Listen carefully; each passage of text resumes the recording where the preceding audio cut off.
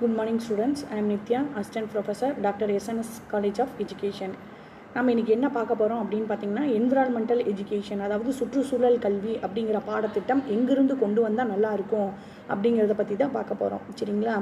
இப்போ ஒரு உதாரணத்துக்கு ஆரம்பத்திலிருந்தே ஒரு குழந்தைகள் வந்து ஒரு வீட்டிலிருந்தே சரி, இல்லை ஒரு பள்ளிக்கு போக ஆரம்பித்ததுலேருந்தே அவங்களுக்கு வந்து அந்த சுற்றுச்சூழல் அப்படின்னா என்ன, அது எப்படிலாம் பேணி பாதுகாக்கணும், அது வந்து நம்மளுக்கு நாளைக்கு எந்த அளவுக்கு நம்ம குடும்பத்தில் எப்படி ஒரு குடும்பத்துலேயும் சரி நாட்டிலையும் சரி எந்த மாதிரியான ஒரு முன்னேற்றத்துக்கு வழிவகுக்கும், நம்மளுடைய வருங்கால சந்ததியினருக்கு நம்ம என்ன விட்டுட்டு போகிறோம் அப்படிங்கிறத பற்றியெல்லாம் அவங்களுக்கு சொல்லி கொடுத்து அவங்கள கொண்டு வந்தோம் அப்படின்னா அவங்களுக்கு அதை பற்றிய விழிப்புணர்வு அப்படிங்கிறது இருக்கும் இல்லைங்களா?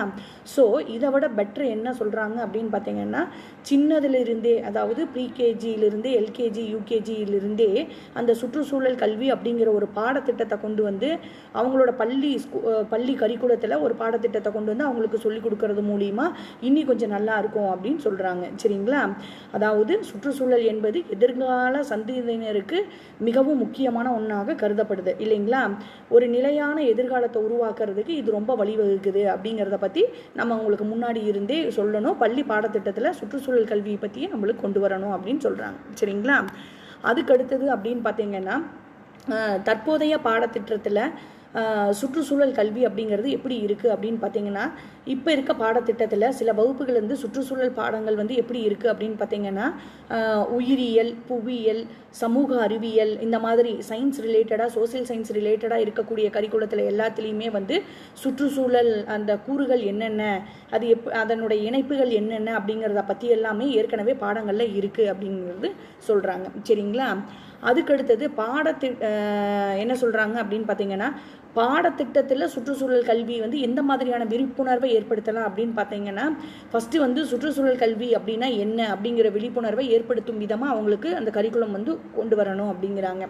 அதுக்கடுத்தது இயற்கை வளங்கள் இல்லைங்களா? நம்மளோட எல்லா பாதிப்புக்குமே காரணங்கள் என்ன அப்படின்னு பார்த்தீங்கன்னா இயற்கை வளங்கள் தான். அந்த இயற்கை வளங்களை எப்படி பாதுகாக்கணும், எப்படி பாதுகாத்தா முறையான பாதுகாப்பு இருந்தால் எப்படி இருக்கும் அப்படின்னு. இப்போ காலநிலை மாற்றங்கள் எல்லாமே, பருவநிலை மாற்றங்கள் எல்லாமே மாறிட்டு இருக்கு இல்லைங்களா? வெயில் அடிக்கிற நேரத்தில் மழை வருது, மழை அடிக்கிற நேரத்தில் வெயில் வருது, இந்த மாதிரி பருவநிலை மாற்றங்கள் நிறைய ஆகுது. அதனால நம்மளுடைய உடலில் நிறையா விதமான மாற்றங்கள் ஏற்படுது இல்லைங்களா? உடல் உபாதைகள் ஏற்படுது, நம்மளுக்கு ஸ்கின் அலர்ஜி வருது, ஸ்கின்ல வந்து கொப்பளம் வந்துடுது, இந்த மாதிரி நிறைய பிரச்சனை வருது இல்லைங்களா? ஸோ இதுக்கு எல்லாத்துக்குமே காரணம் வந்து இயற்கையை நம்ம கரெக்டாக பேணி பாதுகாக்கணும் அப்படிங்கிறதா. அது எப்படி பண்ணுறது அப்படிங்கிற அந்த அவேர்னஸை பாடத்திட்டத்தில் கொண்டு வரணும் அப்படின்னு சொல்கிறாங்க. சரிங்களா?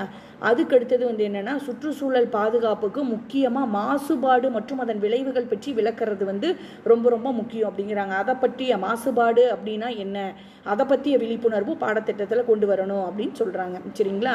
ஸோ இந்த மாதிரியான பாடத்திட்டம் எல்லாம், விழிப்புணர்வு எல்லாமே பாடத்திட்டத்தில் கொண்டு வந்தோம்னா, சுற்றுச்சூழல் கல்வி ஒரு பாடத்திட்டமாக கொண்டு வந்தோம்னா நல்லா இருக்கும் அப்படின்னு சொல்கிறாங்க. அந்த விழிப்புணர்வு சின்ன வயசுலேருந்தே அவங்களுக்கு ஏற்படும் அப்படிங்கிறாங்க. சரிங்களா? இப்போ பாடத்திட்டத்தில் கொண்டு வரலாம் அப்படின்னு சொல்லியாச்சு. அப்போ அதனால் அது ஒரு கரிக்குலத்தை நம்ம சின்ன வயசுலேருந்தே கொண்டு வரோம், ஒரு பாடத்திட்டத்தில் கொண்டு வரோம் அப்படின்னா அதுக்கு ஏகப்பட்ட சவால்கள் இருக்கும் இல்லைங்களா? என்னென்ன சவால்கள் அப்படின்னு பார்த்தீங்கன்னா என்ன சொல்கிறாங்க அப்படின்னு பார்த்தீங்கன்னா, போதிய வளங்கள் இல்லாமல் இருக்கிறது அப்படிங்கிறாங்க. சரிங்களா? பாடத்திட்டத்தில் வந்து அதை கொண்டு வரதுக்கு உண்டான போதிய தேவையான வளங்கள் இல்லை, குறைவாக தான் இருக்குது அப்படின்னு சொல்கிறாங்க. என்ன காரணம் அப்படின்னு பார்த்தீங்கன்னா, அடுத்தது பயிற்சி பெற்ற ஆசிரியர்கள் அப்படிங்கிறாங்க. இதுக்குன்னு ஒரு ஸ்பெஷலாக ஒரு டீச்சர்ஸ் இருக்கணும் இல்லைங்களா? ஸோ அவங்க வந்து இன்னி நல்லா தெளிவாக அவங்களுக்கு அந்த அவேர்னஸ் பற்றி சொல்லிக் கொடுக்கறதுக்கு ஒரு நல்ல வாய்ப்பாக இருக்கும். ஸோ பயிற்சி பெற்ற ஆசிரியர்கள் வந்து குறைவாக இருக்காங்க அப்படிங்கிறாங்க. சரிங்களா? சுற்றுச்சூழல் கல்வி பயிற்சி பெற்ற ஆசிரியர்கள் பற்றாக்குறை காரணத்தினால பாடத்திட்டத்தில் கொண்டு வரதுக்கு இவங்க யோசிக்கிறதுக்கு ஒரு காரணமாக இருக்குது அப்படிங்கிறாங்க. சரிங்களா? அடுத்தது வந்து என்ன சொல்கிறாங்க அப்படின்னு பார்த்தீங்கன்னா, நடைமுறை பயிற்சி அப்படின்னு என்ன சொல்கிறாங்க அப்படின்னு பார்த்தீங்கன்னா, நடைமுறையில், அதாவது அன்றாட வாழ்க்கையில் அவங்களுக்கு இதை பற்றிய விழிப்புணர்வு ஏற்படுத்தலாம், பாடத்திட்டத்தில் கொண்டு வரலாம் அப்படின்னு ஒரு கருத்து இருந்தாலுமே அந்த வாய்ப்பை கொண்டு வர்றதுக்கு வாய்ப்புகள் வந்து எப்படி இருக்குது அப்படின்னு சொல்கிறாங்க அப்படின்னு பார்த்தீங்கன்னா ரொம்ப கம்மியாக தான் இருக்குது அப்படின்னு சொல்கிறாங்க. சரிங்களா? இது எல்லாமே வந்து பாடத்திட்டத்தில் சுற்றுச்சூழல் கல்வியை கற்பிப்பதனால் ஏற்படக்கூடிய சவால்களாக இருக்குது அப்படின்னு சொல்கிறாங்க. சரிங்களா? என்னென்ன பார்த்தோம் அப்படின்னு பார்த்தீங்கன்னா 3 பார்த்தோம். போதிய வளங்கள் இல்லாத காரணங்கள் வந்து ஒன்று அப்படிங்கிறாங்க. இன்னொன்று வந்து போதிய அளவு ஆசிரியர்கள் இல்லாத ஒரு பற்றாக்குறையினால் அது கொண்டு வரதுக்கு அதிகமான வாய்ப்புகள் ஏற்படாமல் இருக்குது அப்படின்னு சொல்கிறாங்க.